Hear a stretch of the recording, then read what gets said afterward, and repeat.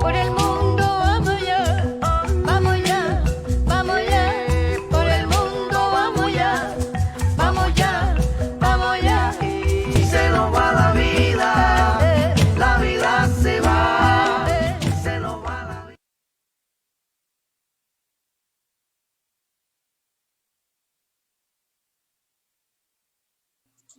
Buenas noches, amigas y amigos. Esperamos que se encuentren bien en donde quiera que estén.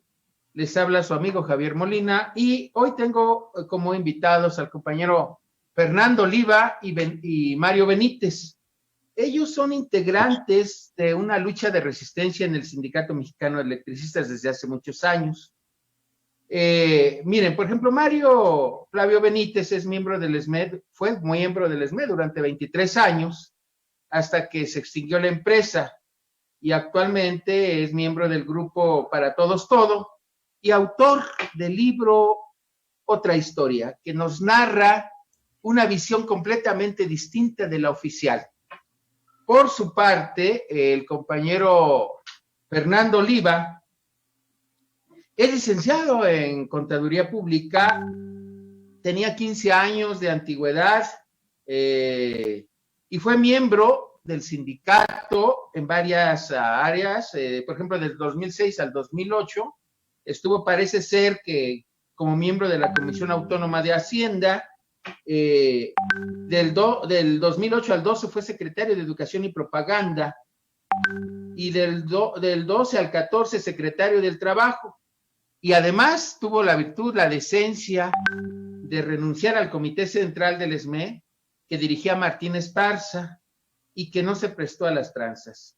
Entonces, pues, esperamos que en un ratito más se nos incorpore el compañero Ricardo Arenas, que también es un compañero muy distinguido en la lucha del ESME. Sin más, yo dejo el tema abierto.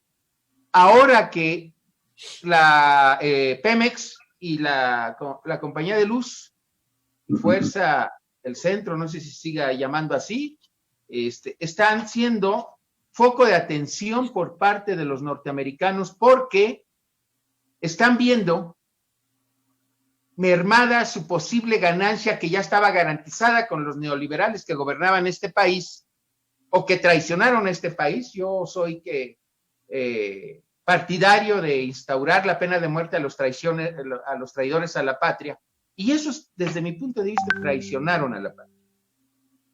Pero bueno, ese no es el tema es cómo estaban destruyendo a la Comisión Federal de Electricidad, y cómo para ello se valieron y usaron la división en el sindicato. Quiero remarcar que el Sindicato Mexicano de Electricistas, en sus diversas acepciones, con sus diversos nombres, desde 1914, fue un eslabón, fue un ejemplo de la lucha sindical en nuestro país. De ahí surgieron muchos sindicatos, varios en solidaridad.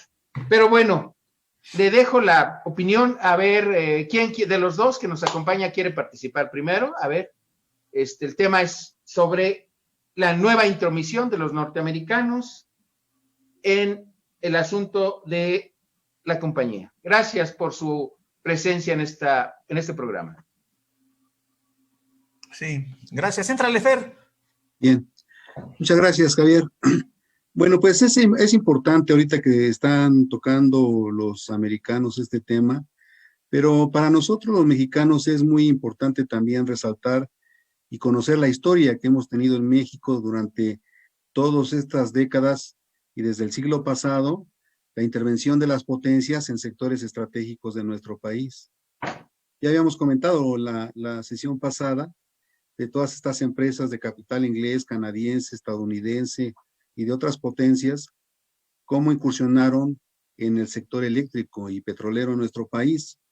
Y bueno, hicimos todo un esfuerzo primero, desde 1914. La empresa Luz y Fuerza nace en 1903, estaba en poder la Mexican Lion Power Company y también la American Foreway Company, y de ahí lo primero que hace el sindicato pues es luchar contra esa sobreexplotación que hacían al obrero, pero también siempre pensando en que como los trabajadores mexicanos empezábamos a abordar puestos técnicos, incluso puestos de ingeniería, que adolecíamos en ese momento, pero era muy importante nosotros, los mexicanos, quitarles ese control. Entonces, bueno, pues el sindicato tuvo intervino mucho ahí en esa parte para conquistar muchísimas prerrogativas, la jornada de 8 horas y vacaciones, y bueno, ya en la década de los 30 se da en el 36 una huelga de varios días donde se conquista la jubilación.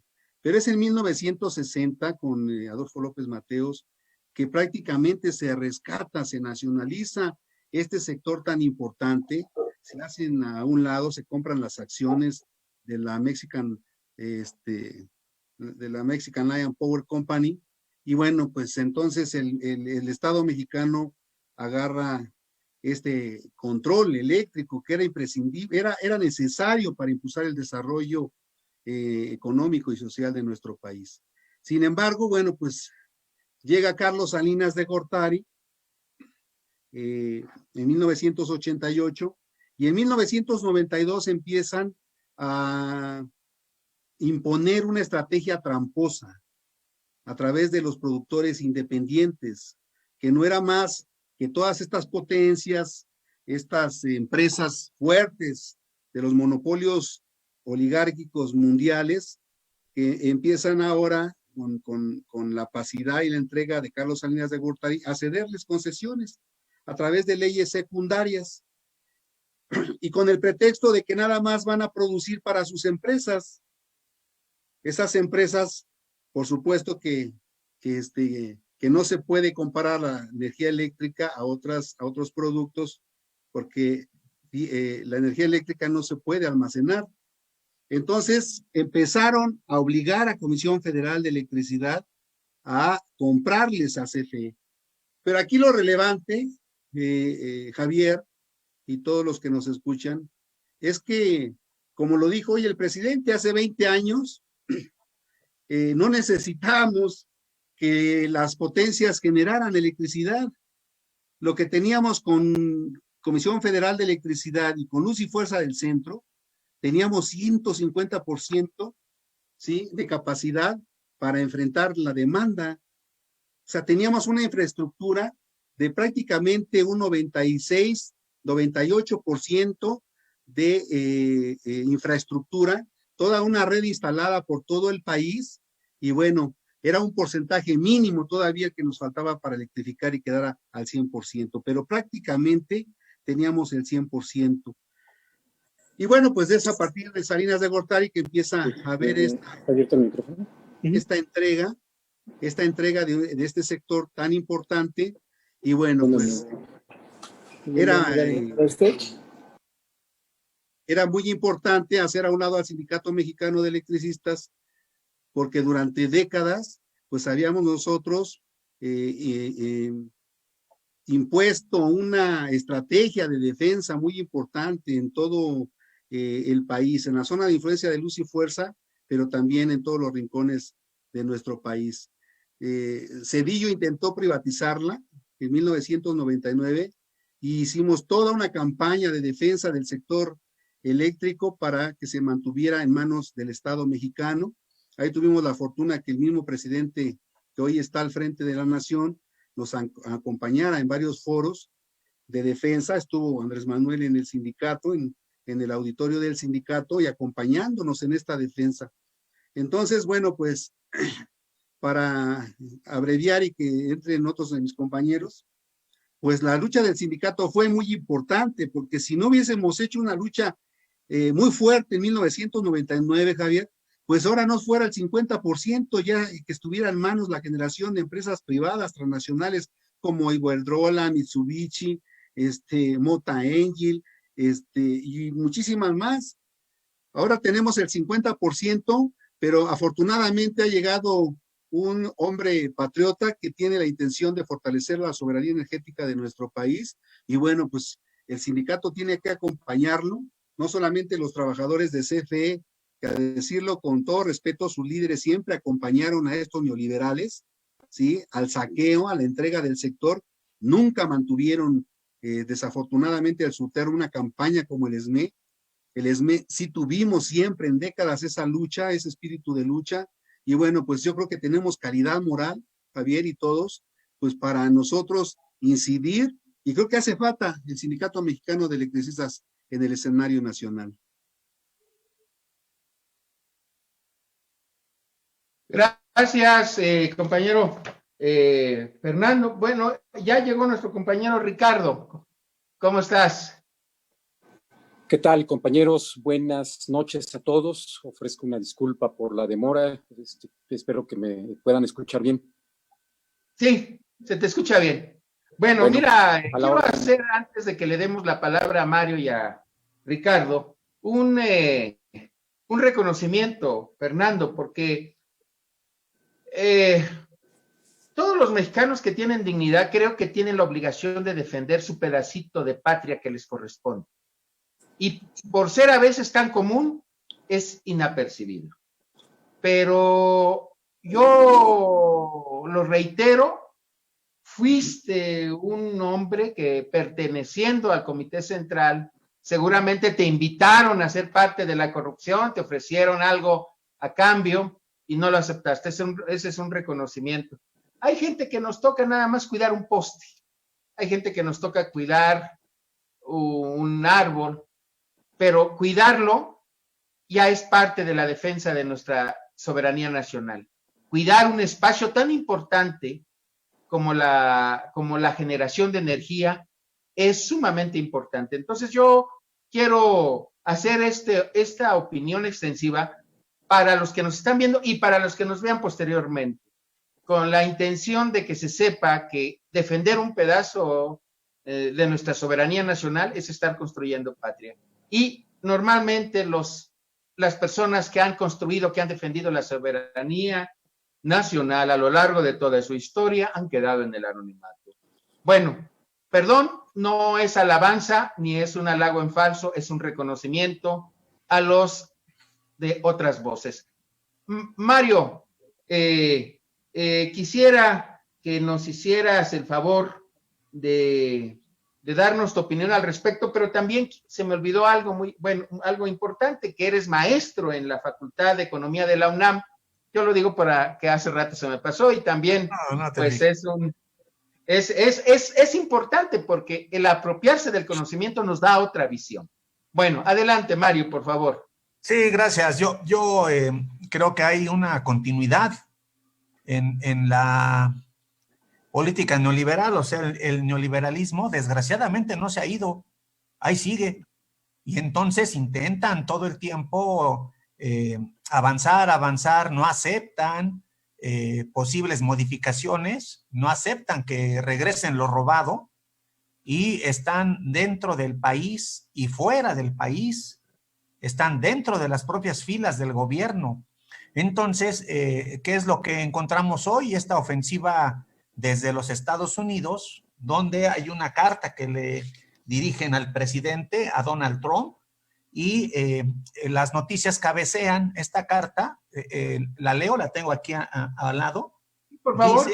Dice, exigen respetar la reforma de Peña Nieto los congresistas de Estados Unidos. O sea, ya, número uno, se están entrometiendo en un país que no debemos permitir esto como mexicanos.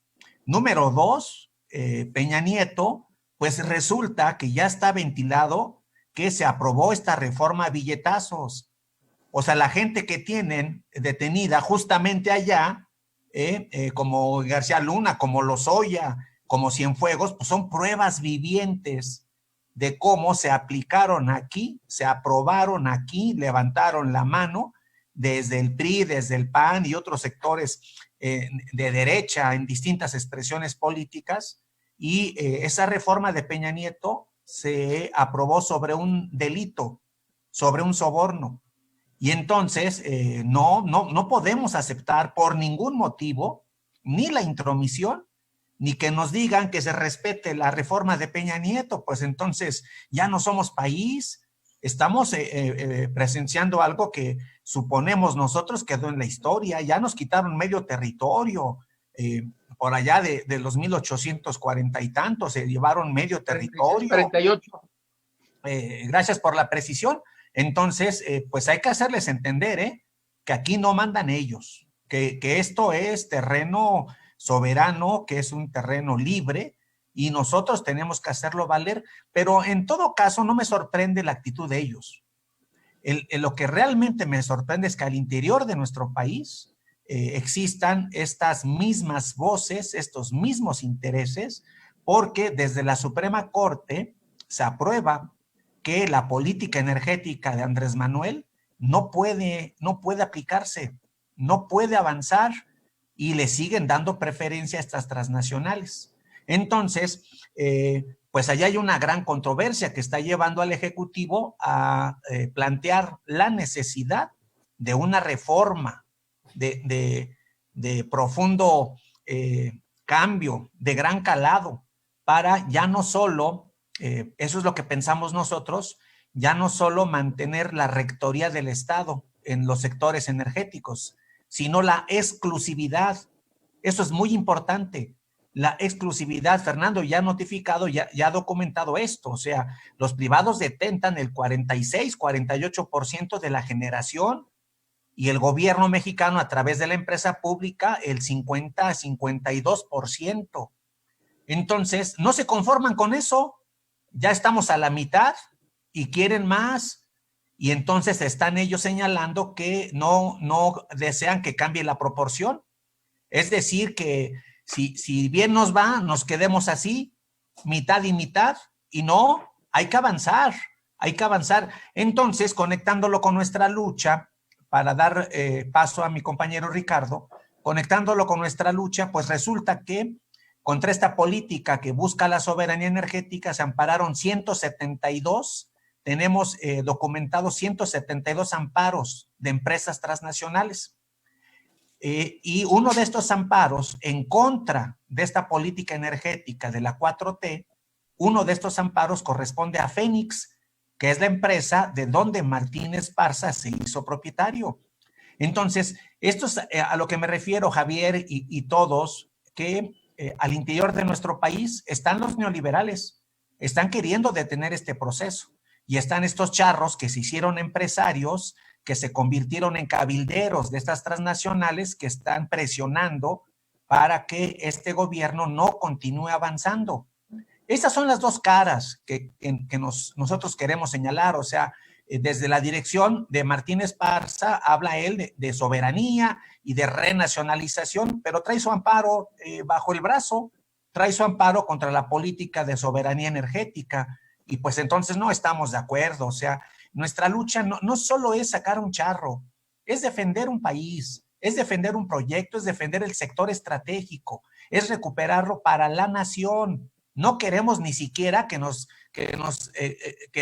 conservemos el 52%, no, necesitamos recuperarlo todo lo robado se tiene que regresar para bien de nuestro pueblo, porque en manos privadas, pues todos sabemos que ellos no hacen derechos, no producen derechos, no van a fabricar derechos humanos, hacen productos, hacen mercancías, hacen ganancias, y eso explica las altas tarifas.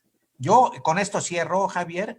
Cuando se va la luz en una casa, en un negocio, cuando llega un recibo elevado, pues no le van a reclamar a Iberdrola, no le van a reclamar a Fénix, le reclaman al gobierno, le reclaman a CFE, no le reclaman a las transnacionales, que son las verdaderas culpables de los costos, de las tarifas tan elevadas y del pésimo servicio.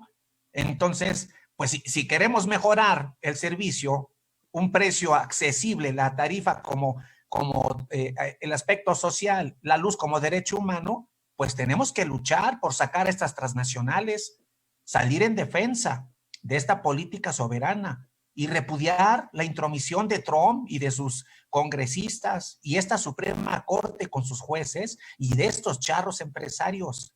O sea, hay que hacer patria. Ese es el punto. No nada más es una lucha sindical, es una lucha de profundidad, pues.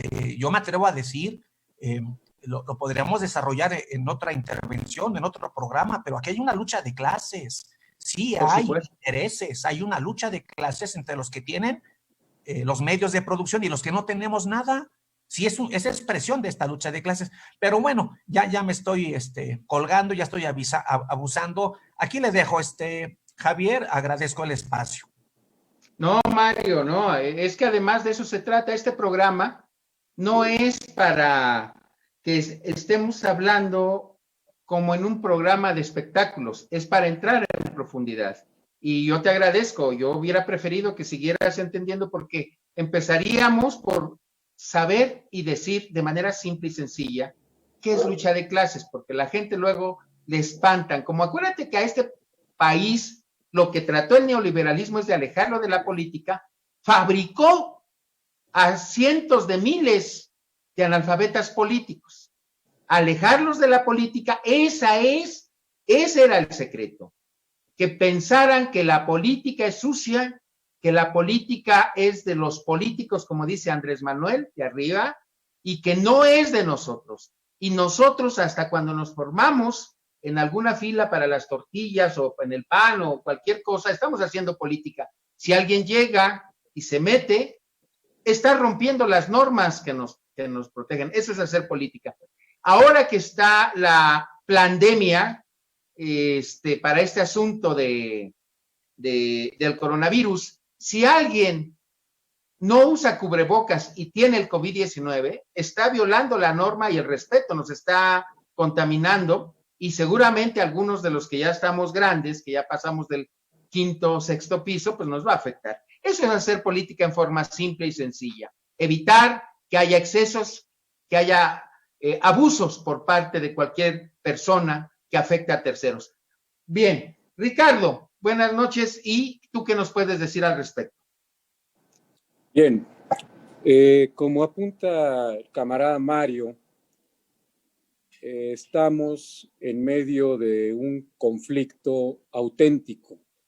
Los trabajadores esmeitas, expulsados de nuestra fuente de trabajo desde el 2009, tenemos la desgracia de sufrir en carne propia los estragos del ejercicio de las políticas neoliberales en el corte más violento, me refiero al corte fascista implementado por el gobierno de Calderón y profundizado por los priistas a partir de que cooptan a nuestros dirigentes para negociar nuestra desgracia como un segundo decreto de extinción a cambio de negocios privados particulares para un grupo selecto y dejando en el abandono, en la desgracia, los derechos de las grandes mayorías. Esta historia se cuenta en distintos capítulos. Esta gran afrenta que sufrimos los trabajadores se tiene que ir mostrando en toda su complejidad, porque cuando nosotros decimos que tenemos derecho al trabajo, esto implica necesariamente revertir la reforma energética, porque la reforma energética encierra la precariedad laboral. La reforma energética no solo es la expropiación de los derechos laborales, sino el cierre de las fábricas y de las empresas públicas, porque disgregan el servicio público en el mercado eléctrico de las fábricas y generadoras privadas y los demás derivados del servicio. Por lo tanto, estamos inmersos en un conflicto de clase auténtico que tiene que ver con la flexibilidad laboral, que no es otra cosa que la alta explotación de los trabajadores para llevarlos a un futuro incierto, a una alta explotación y expoliación, que se ve reflejada en la última reforma laboral, que legalizan la precariedad laboral a partir del outsourcing. Bueno, para allá caminó un sindicato que tenía el mejor contrato colectivo del mundo. Hoy vemos a nuestros compañeros batallando, exigiéndole a los representantes generales un espacio en un lugar de trabajo a cambio de migajas donde les ofrecen 1,500, 2,000 pesos, con jornadas extensivas de 10 y 12 horas, con pagos de cada 15, 20, 30 días. Hay algunos compañeros que acumulan mes y medio y no les pagan, no tienen seguro social, y los que tienen seguro social los están cambiando constantemente para que no generen derechos, etcétera, etcétera. Es decir, nuestros propios dirigentes son hoy los alfiles de la precarización del trabajo en materia eléctrica.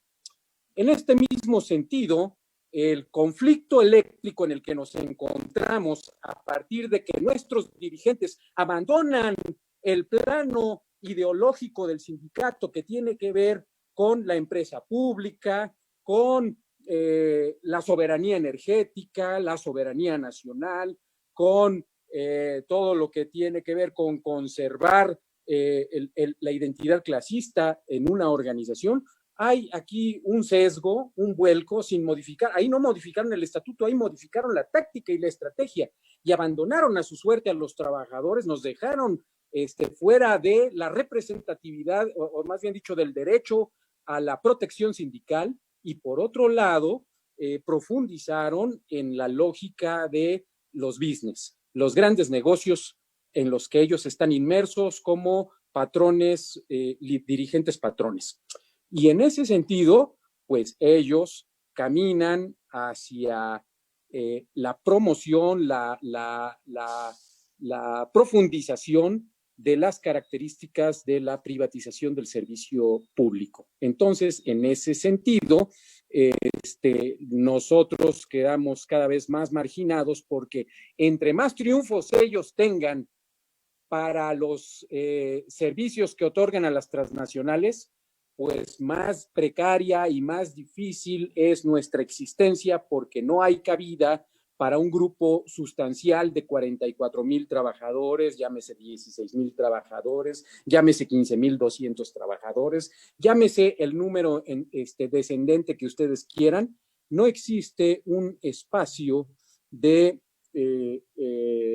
trabajo digno y estable mientras prevalezca la lógica, la táctica sindical en dirección a la obediencia a la reforma energética. Por lo tanto, estamos inmersos en una lucha de clases enfrentando dos proyectos. El proyecto político neoliberal que hace agua, que representa las inversiones malavidas que acaba de explicar Mario, que profundiza la precarización del trabajo y profundiza la crisis energética y profundiza el alza en las tarifas y profundiza sobre todo la acumulación de riqueza en pequeñas manos, en contra del proyecto social de carácter público que reivindica a la empresa pública, que reivindica al servicio público y que reivindica las condiciones laborales dignas para un conjunto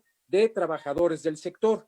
Esto quiere decir que los electricistas, con certeza, estamos claros de que el proyecto que hoy enarbola el presidente Andrés Manuel López Obrador en la Cuarta Transformación coincide con la estrategia y la historia de nuestro sindicato y con todo el devenir de la lucha de clases en la que hemos estado inmersos nuestra generación y las generaciones pasadas.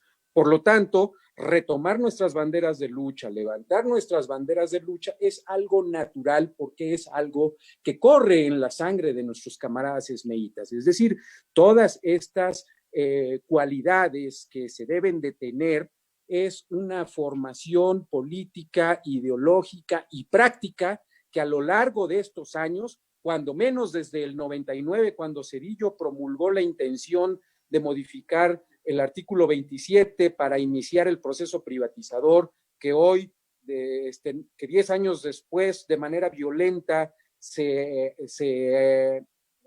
avanza con el fascismo, el golpe fascista de Calderón, y se profundiza con la traición de nuestros dirigentes, que vendieron nuestro contrato colectivo y vendieron nuestra lucha. Aquí quiero yo hacer un paréntesis. Cuando digo que son unos bribones, que vendieron nuestra lucha, es porque lo tenemos con qué demostrar.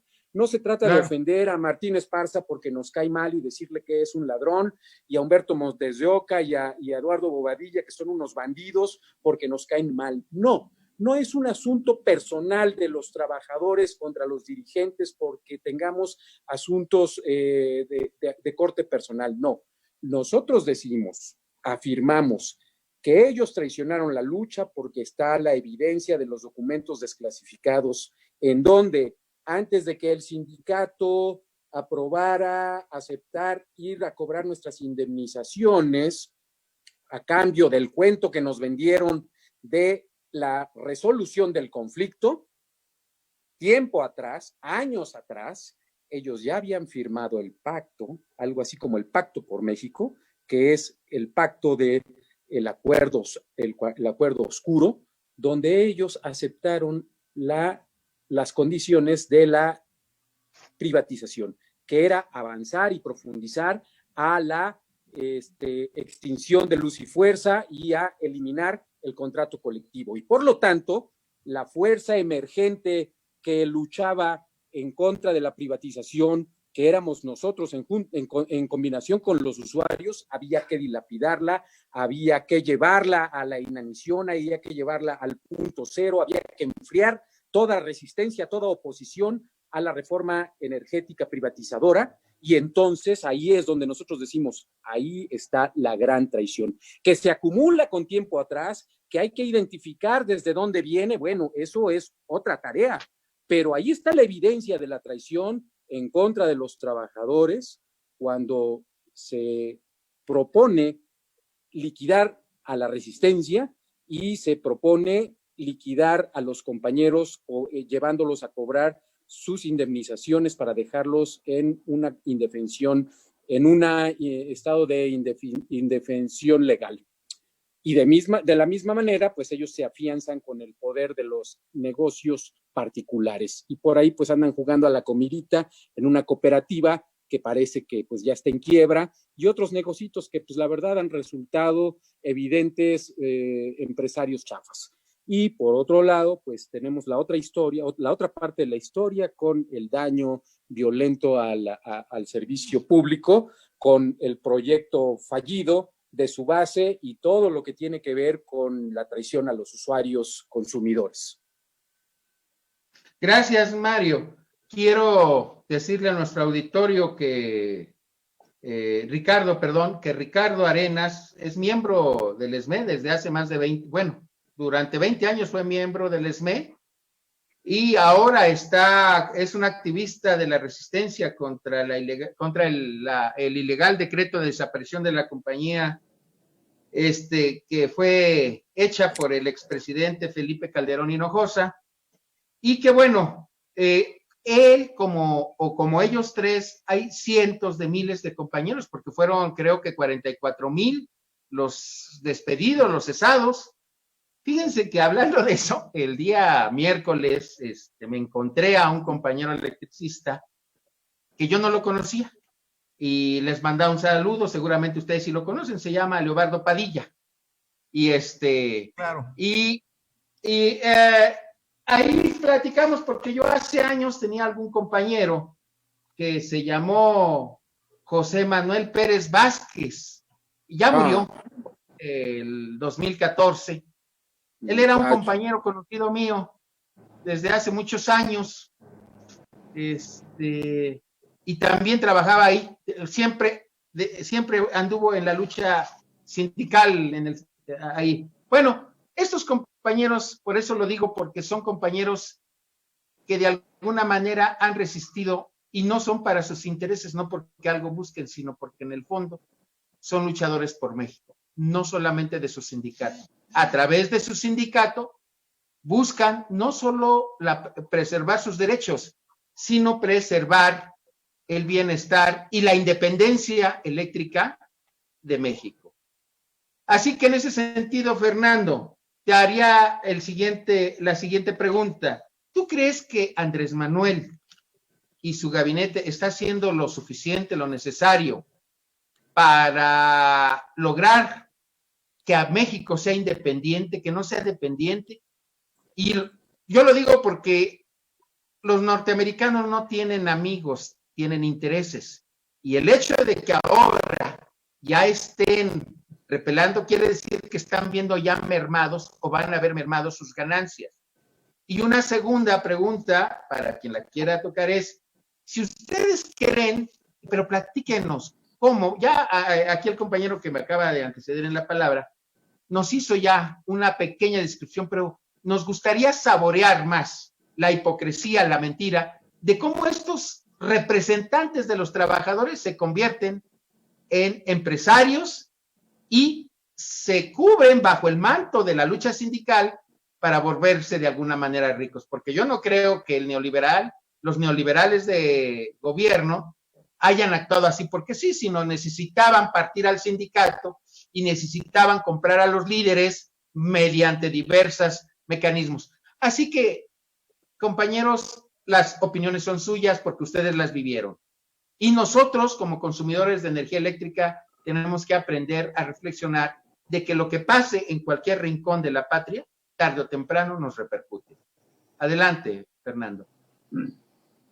Sí, habría que pensar qué hubiese pasado si no hubiese llegado Andrés Manuel López Obrador en el 2018, ¿verdad? Quedamos en la cárcel. Una catástrofe. Le dejaron un país hecho pedazos. O sea, el neoliberalismo es una lepra que destruye todo a su paso. Y aunque en México se tardaron con el sector energético, bueno, finalmente en el 2003 hicieron esta reforma energética que modificó los artículos en su esencia 27 y 28 constitucional.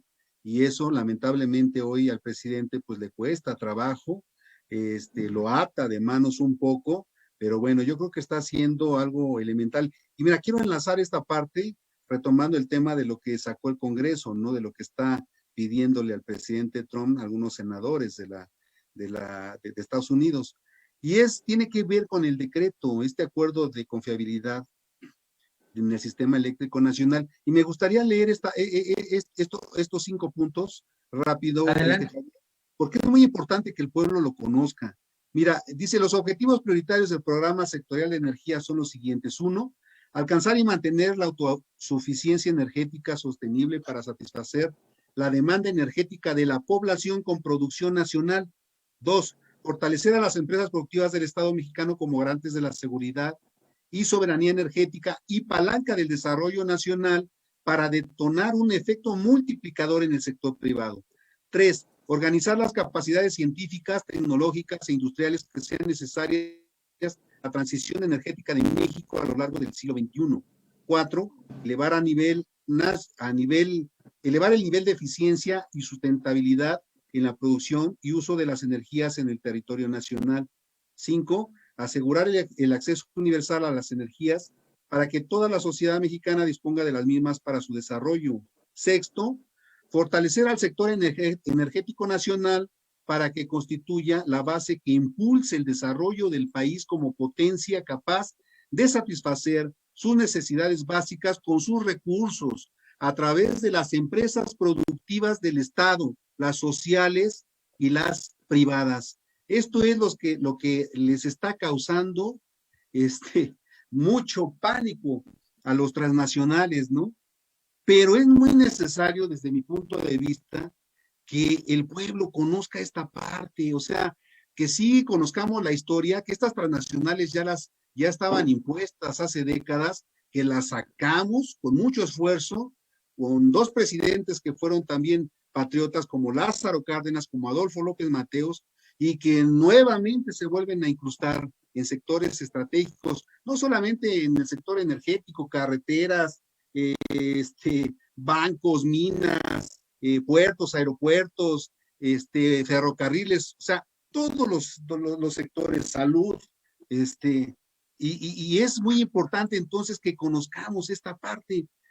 Yo creo que tenemos que hacer una labor, un movimiento de información hacia toda la ciudadanía, porque es lamentable, Javier, y el auditorio que nos escuches, ¿por qué el movimiento obrero está silenciado? O sea, no son casos ajenos. O sea, no es que el de los telefonistas diga, no, no es mi tema, ¿no? O otro de otros sectores diga, no, pues ese no es mi tema. ¿Qué está haciendo los líderes del movimiento obrero? ¿Y qué está haciendo, por ejemplo, ahora este líder que tenemos nosotros, desafortunadamente, como Martín Esparza, que utiliza las siglas de un sindicato longevo con mucho prestigio a lo largo de las de sus décadas de historia y de lucha, y que hoy teje con una empresa transnacional como Mota Angel, de capital portugués, y que no es posible que en los primeros 2 años de gestión de Andrés Manuel le estuvo presionando para que le dieran un permiso de 25 años para esta empresa privada. Como ya decía Mario, se ampara Fénix ante este acuerdo de confiabilidad y calidad del sistema eléctrico nacional, y bueno, pues es el acabose que un líder sindical esté callado con la envergadura que tiene el ESME y que debiera de convocar a todo el movimiento obrero a la defensa de un sector tan importante, tan estratégico para nuestro país. Y es lamentable que todo se le esté quedando al presidente, porque también es muy cierto que creo que es genuino su proceder, que es un hombre patriota, pero que desafortunadamente tenemos enquistado el cáncer desde dentro, muy adentro, con muchos funcionarios, ¿sí?, que siguen sosteniendo la filosofía del neoliberalismo, y que va a ser muy importante que los estemos señalando una y otra vez, y no los soltemos, porque si no, entonces, ¿qué va a pasar? Si no somos nosotros los que defendamos estos sectores tan importantes, pues entonces, ¿qué pasa, no? Si nos referimos, por ejemplo, a juzgar a los expresidentes, casi al 7:45, Javier, nos dijo Andrés Manuel, hay que juntar las firmas porque casi ya se vence el plazo. ¿Quién se movió? Ni el partido de Morena se movió, ni legisladores. O sea, de verdad, ¿quién nos movimos? El pueblo. Salimos varios sectores de la población a recabar esas firmas tan importantes. Y hoy, pues no va a ser la excepción, esta parte de la energía eléctrica, que el presidente, como está atado en estas reformas, esta reforma energética y a este tratado con Canadá y Estados Unidos, bueno, pues nosotros tenemos que abonar y ayudar para que se informe sobre este tema. No podemos permitirles que las transnacionales sigan aquí. Los mexicanos tenemos mucha calidad y capacidad para nosotros llevar el sector como lo habíamos hecho hace 20 años, que no necesitábamos la generación de estas empresas privadas transnacionales, que solamente lucran y se llevan la ganancia de todos los mexicanos, Javier. Gracias, Fer. Mario, el mismo señalamiento, la misma pregunta que hice. Sí, yo estoy de acuerdo con Oliva, una vez más. O sea, perdón por mis palabras, no quiero lastimar oídos ni herir susceptibilidades, pero estamos en las voces libres, ¿no? Así es, otras voces. Sí, la esperanza de México no es Morena, perdón, Morena no es la esperanza de México. La esperanza de México es el pueblo organizado, es el pueblo consciente, es el pueblo que debe salir a defender sus derechos, a defender la riqueza arrebatada. Es el pueblo quien con mucha conciencia debe generar organización y recuperar en el campo, en la ciudad, en las escuelas, en la fábrica, en la mina, un conjunto de organizaciones, porque esto se tiene que defender así. Esto es algo histórico. O sea, no nos va a caer del cielo nada. Por mucha voluntad que tenga, y la tiene, el Ejecutivo Andrés Manuel por defender una soberanía, si no hay un respaldo popular, si no existe esta conciencia del pueblo que avance en recuperar todo lo arrebatado, esto va a quedar muy limitado. Si estamos apenas queriéndoles decir, ustedes se quedan con el 48, nosotros con el 52, pues ya es muchísimo y no Claro. no lo aceptan. Entonces, es el imperio de las barras y las estrellas, O sea, es el más poderoso del mundo, el que ahora quiere meterse. Ahora, desde la península ibérica, desde España y Portugal, pues ahí están Iberdrola y Mota Angel, y también están detrás de esta ofensiva. Entonces, nuestro enemigo es de clase, yo insisto, o sea, es quererse quedar con recursos que son nuestros, eran nuestros. ¿Cómo es que se quedan con el negocio de la electricidad? ¿Quién se los entregó? ¿Por qué razón? Ahora, hay que recuperarlo, por supuesto, pero el enemigo no es pequeño.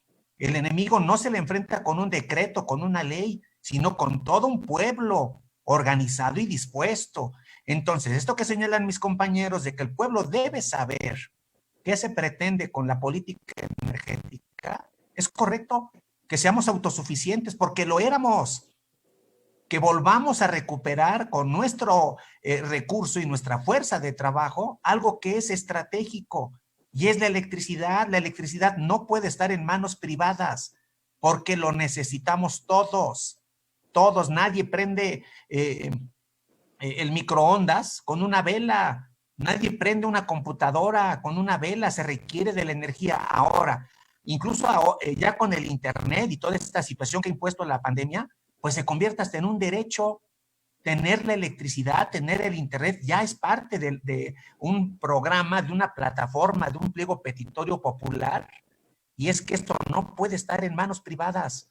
Y sí hablo de que pues hay que revisar las comunicaciones, hay que revisar cómo Slim se quedó con esta riqueza, cómo los Azcárraga y los TV Aztecos de los Salinas Pliego se van quedando con las comunicaciones. También pasó aquí con la electricidad.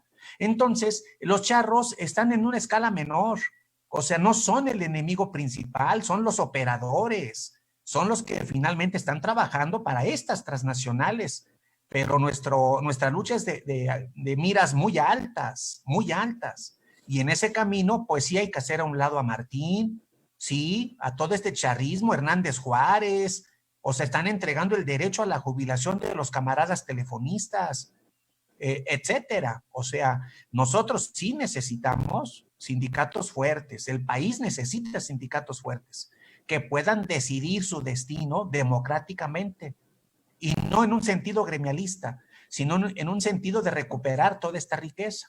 Entonces, yo también ahí ubico a Martín, o sea, es una pieza digamos, del ajedrez, del imperio, del neoliberalismo. Martín es un peón, quizás hasta un alfil, pero está la torre, está el rey, está la reina, está el caballo, y son todos estos grandes poderes mediáticos, fácticos, financieros. Y ahí está en ese tablero del ajedrez del enemigo, pues Martín es el peón, o quizás un alfil, que también hay que hacerlo a un lado. Y en ese sentido está nuestra lucha. Martín usó nuestro movimiento y se hizo rico. Referente a lo que tú decías, y voy concluyendo, cómo es que utilizan una lucha y se convierten en empresarios. Martín en este momento está en la nómina de Fénix, ganando más de 2,500 pesos diarios, sin trabajar. En este momento Martín está en los rendimientos de Fénix, ganando más de 50,000 pesos diarios. Ya comentó mi compañero Arenas, a la quincena un cooperativista se lleva 1,500 pesos, 2,000 pesos a la quincena, si bien le va. Martín y Montes de Oca se llevan 50,000 al mes. Sumemos 2,500 diarios de Fénix. Sumemos el recurso de Martín porque ocupa un asiento en el Consejo de Administración de Fénix. Vamos a agregarles las cuotas sindicales. Vamos a agregarles lo que les ingresa de rentar las propiedades, los deportivos, los auditorios, las albercas, las canchas, de todos los deportivos, de todas las divisiones. Y haciendo cuentas muy superficialmente, están ganando más que el presidente, y de manera ilícita, de manera ilegal, ilegítima, ofensiva. Eso es una traición. Yo, a través de tu programa, Javier, y con toda la tristeza que me embarga en este momento, quiero notificar que esta misma semana, hace 4 días, falleció uno de nuestros compañeros de nuestra corriente, Francisco Javier, que tenía él la modalidad de renta vitalicia, que fue prometida, fue digamos, ofrecida para que todos entraran a trabajar. Es decir, los que estábamos en esta guerra contra el decreto, que teníamos más de 23 años de servicio, Martín dijo, se van a jubilar, fírmenle. Y una vez que ustedes firmen, todos los demás entran a trabajar a Fénix. Firmamos. No fue jubilación y no entraron a trabajar nuestros compañeros. Nos deben todavía el 50% de la antigüedad. Nos deben los aguinaldos. Nos deben el seguro sindical. Y cuando fallece uno de nosotros, de los de renta vitalicia, solamente le pagan a la viuda 2 quincenas. Y se acabó. Jamás va a volver a ver esta familia un solo peso, a pesar de que dejamos la vida en luz y fuerza. Y este compañero falleció hace 4 días, y como él han fallecido varios. ¿Eso cómo se repara, Javier? ¿Cómo? Cuando nosotros decimos el gobierno tiene que reparar el daño, este gobierno, quien nos dañó, quien nos robó, quien nos arrebató la vida, fue Calderón, fue Peña Nieto, fue Martín. Pero ahora queremos que se repare el daño. Y este daño ya es irreparable, Javier. Es irreparable. Pero queremos un trabajo colectivo, queremos una empresa pública, que nos devuelvan algo, un poco de lo que nos robaron. Y esa es la apuesta. Entonces estamos en esta guerra y esa es la traición. En esta traición van vidas de por medio que han sido masacradas, sacrificadas, sin ver justicia. Y pensamos que ya es hora. Muchas gracias. No, ¿de qué, compañero Mario Benítez? Antes de que intervenga nuestro compañero Ricardo Arenas, quisiera yo hacer una dicotomía entre la lucha que hacen los compañeros telefonistas y electricistas frente a las siniestras actividades del sindicato de Notimex. Por ejemplo, aquí quiero nada más señalarles que antes que ustedes, hace como 1 mes y medio o 2, una semana antes de que fuera el proceso electoral en Telmex, estuvieron aquí los compañeros de la planilla roja, la única planilla que se registró en contra de Francisco Hernández Juárez, por siempre la tradicional planilla verde de Hernández Juárez. Obviamente les hicieron todas las trampas, todo el chanchullo y todo lo que están acostumbrados, los viejos esquemas charriles se aplicaron en todo lo que da, aparte de sembrar el miedo en los votantes.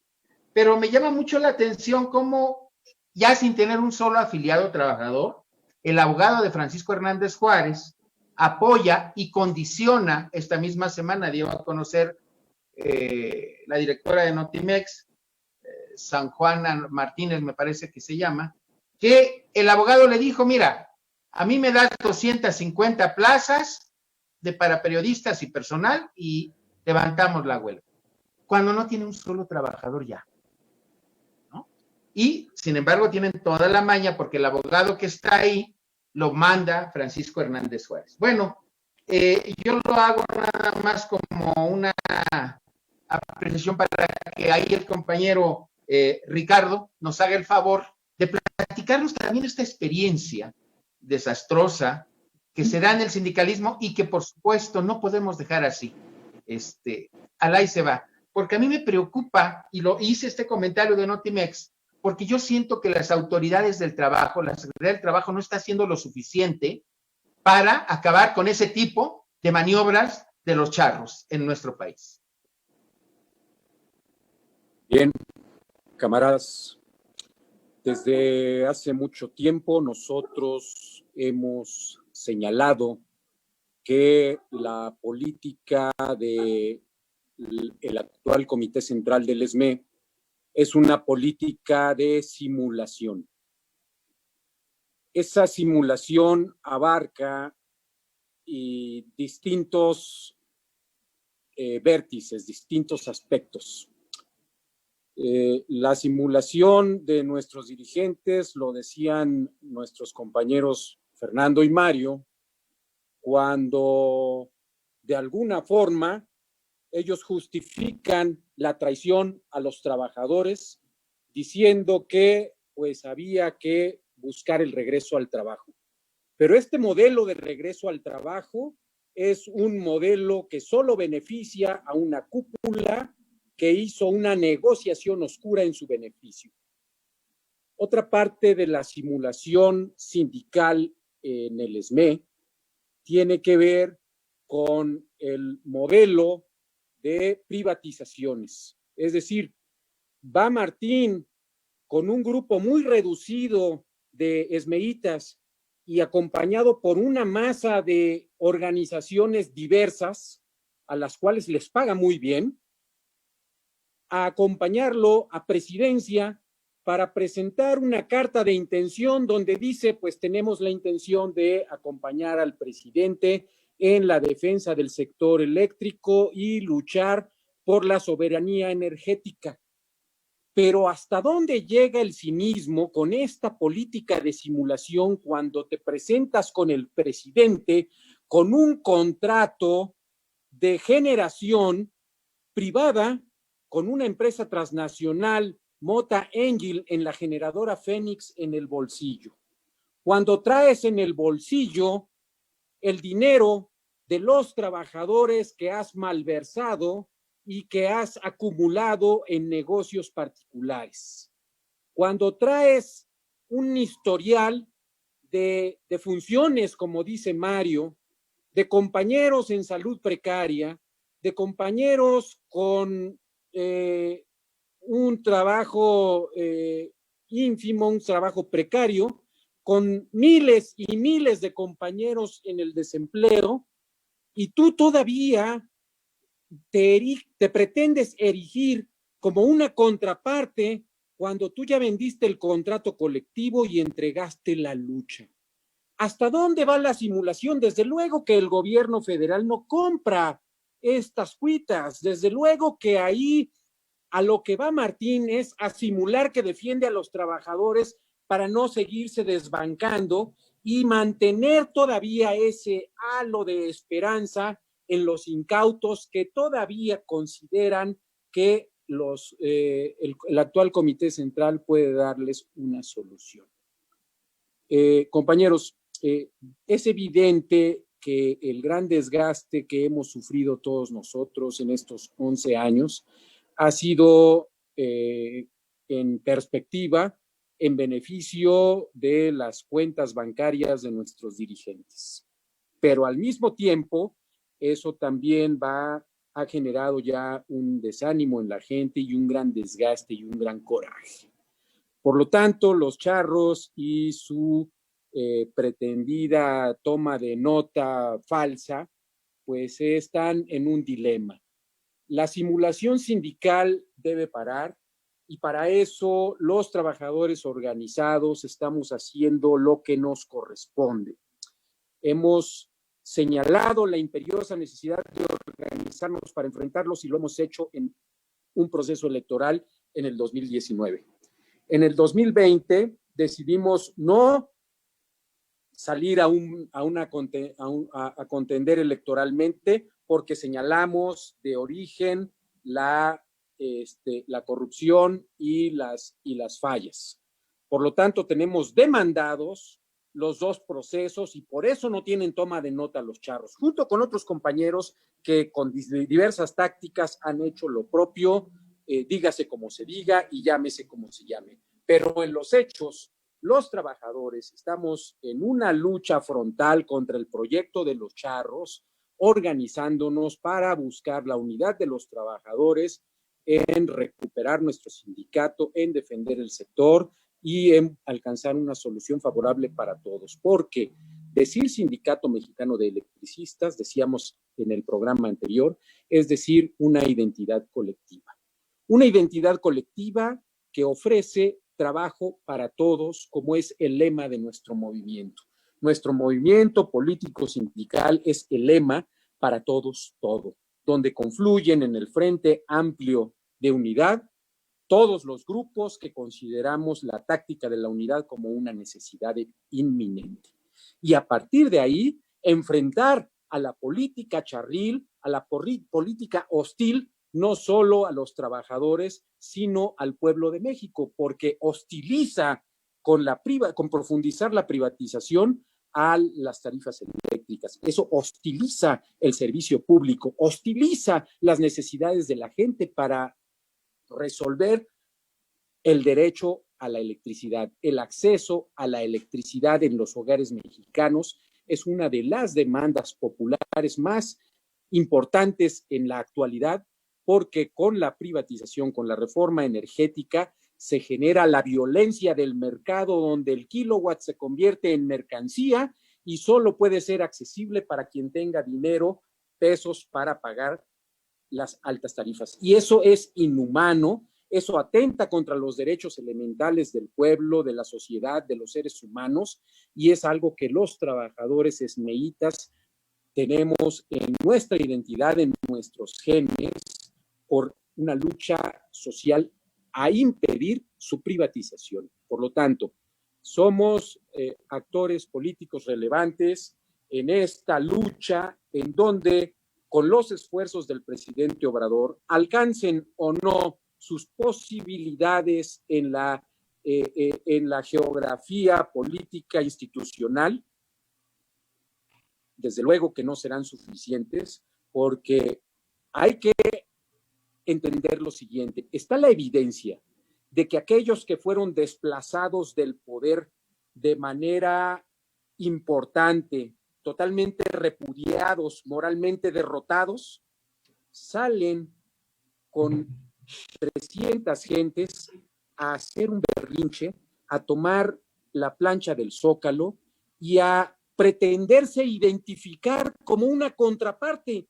cuando ellos no son contraparte de maldita sea la cosa. El pueblo los vomitó, los rechazó en las urnas, después de una historia negra de casi 40 años de neoliberalismo, de violencia, simulación sindical, contratos de protección, narcotráfico, narcogobierno, gobierno de las clases altas, etcétera. Y toda la pauperización del pueblo fue una historia dramática, es un verdadero sueño de la peor pesadilla que hemos vivido los mexicanos y del cual estamos dispuestos a hacer que aclare.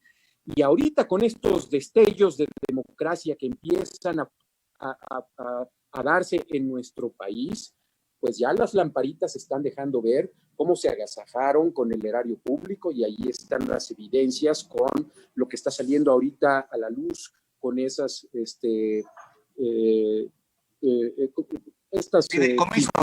esas figuras de fideicomiso, exactamente.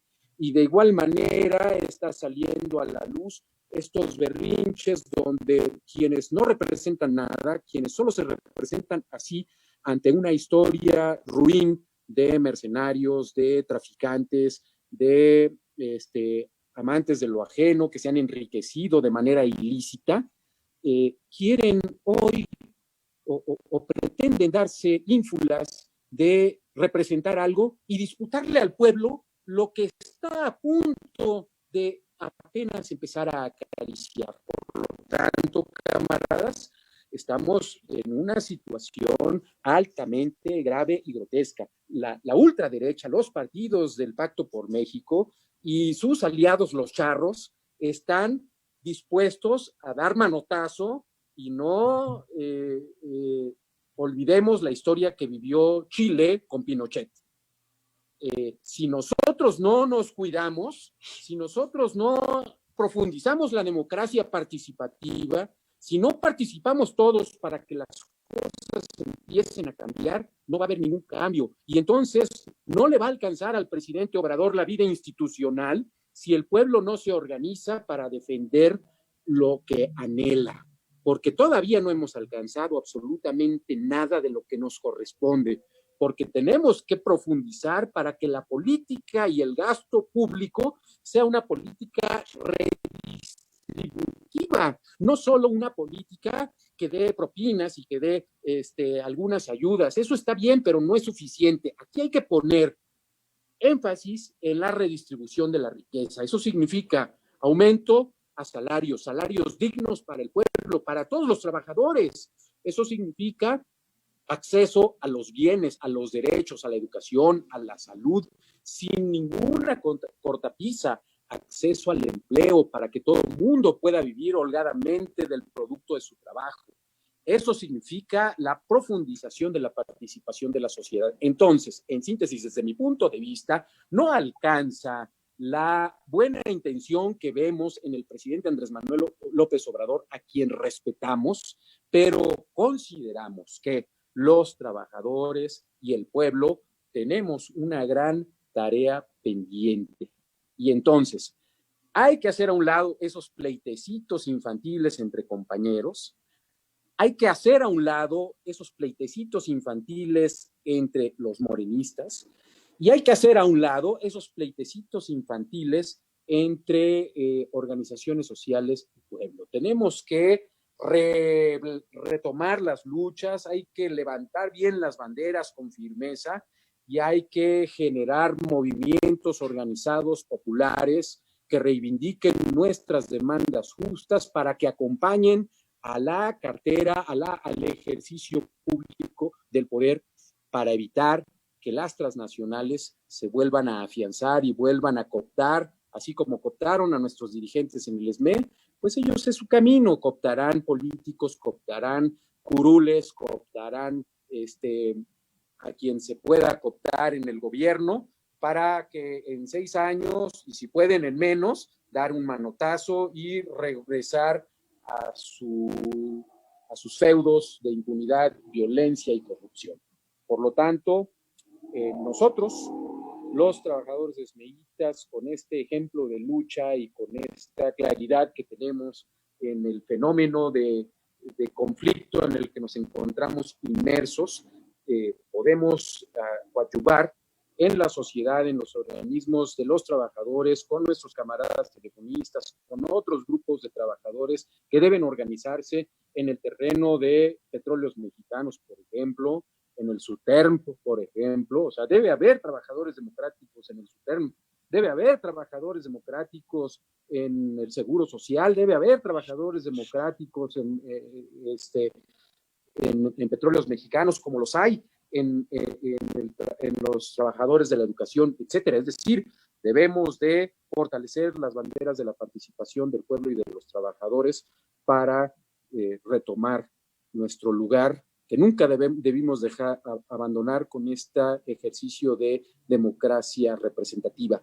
Ya fracasó, ya no funcionó y entonces tenemos que profundizar a la democracia participativa y nos están dando todas las oportunidades porque, como decían mis camaradas, si estuviéramos en el régimen del PRIAN, donde hubiera ganado cualquiera de los otros candidatos que no es Obrador, ahorita nosotros estaríamos en la cárcel, estaríamos golpeados, asesinados, etcétera, etcétera. O sea, estaríamos en otra geografía, en otro territorio, en otro mundo, en otro país, donde la profundización de la violencia y la corrupción serían rampantes con la impunidad que acostumbran ellos. Entonces, pues tenemos que profundizar en esta lucha, camaradas. Tenemos que asumir nuestra mayoría de edad y tenemos todos que ponernos de nuestra parte.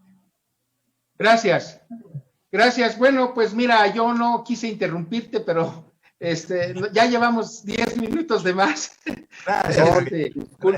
Discúlpenme. Ricardo, ahora sí se extendió un poquito. Yo quería darles un minuto. ¿Cómo cerrarían el programa? Fernando. Está apagado tu micrófono. Gracias, Javier. Bueno, pues tenemos mucho que hacer.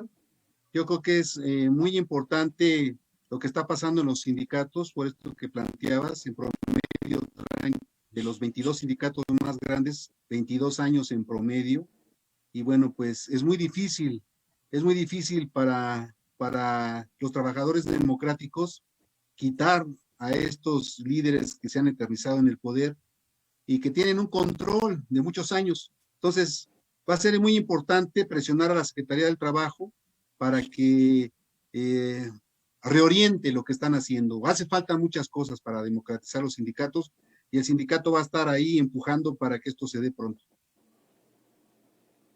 Mario. Sí, rápidamente. Yo a través de tu espacio me dirijo a todos los trabajadores, en particular a los esmeitas. Vamos a vencer. Sí, vamos a triunfar. Compañeros, tengamos mucha confianza. Nuestra táctica es la unidad y nuestro plan de acción ha sido persistentemente mantenernos en pie de lucha. persistentemente, cotidianamente, no dejar de luchar. Esta es, en una metáfora, la gota que cae frente a una roca, que cae encima de una roca, y que con el constante caer de esta gotita, esta gota es capaz de romper montañas, de romper piedras. Eso es lo que hemos venido haciendo y ya vamos a cosechar. Sí viene en trayecto una solución, sí viene en proceso, se está cocinando y debemos incidir en esa propuesta con la unidad de todos nosotros, empresa pública, contratación colectiva. Ánimo, compañeros, sí vamos a vencer. Gracias, Mario, Fernando, Ricardo. Y el lunes pasado, el presidente de nuestro país hizo un anuncio, la propuesta que acaba de hacer Mario, y yo espero que el próximo sábado, en el programa que tengamos, hablemos sobre esto, que Muy creo bien. que nos faltó hoy. Yo les di, cuando yo les doy y les digo que hablen, no los quiero acotar, más bien yo quiero que ustedes toquen el tema desde la libertad de otras voces, no desde el acotamiento de que me respondes lo que yo quiero que me respondas, no. Ahora, esa es una. La otra, así como Francisco Javier, yo no lo tuve, a lo mejor lo conocí, a lo mejor nos encontramos en una marcha, hagamos honor a esa lucha de esos camaradas que se han marchado antes Así que es. nosotros. Así es.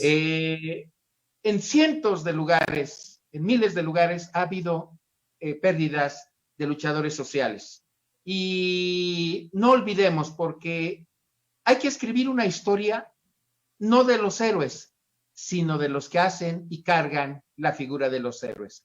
De todos esos luchadores que por ser tan comunes no figuran en los anales de la historia. Nosotros hacemos memoria de ellos y hay que renombrarlas. Así que yo les propongo que hagan un anuario de compañeros que han perdido la vida, que junto con otros luchadores de todas las regiones lo han hecho y lo están haciendo, y que juntos hagamos un día la rotonda de las mujeres y hombres ilustres de México, de los héroes anónimos que han dado patria a esta tierra, de los que siguen luchando por su independencia. A nombre de todo ello, su amigo y mis compañeros les damos las gracias, y por favor, no olviden de visitar nuestras páginas en YouTube y en YouTube y en otras, ¿cuál es la otra? Facebook. Y por favor, regálenos un like para que siga creciendo nuestra página, y les da infinitas gracias por esta atención. Nos vemos dentro de 8 días. Muchas gracias. Gracias Javier. a todos. Saludos, Gracias a compañeros. siempre, Venceremos. Gracias, Radio Numancia. Gracias. Gracias, Jesús. Frauqué. Muchas gracias.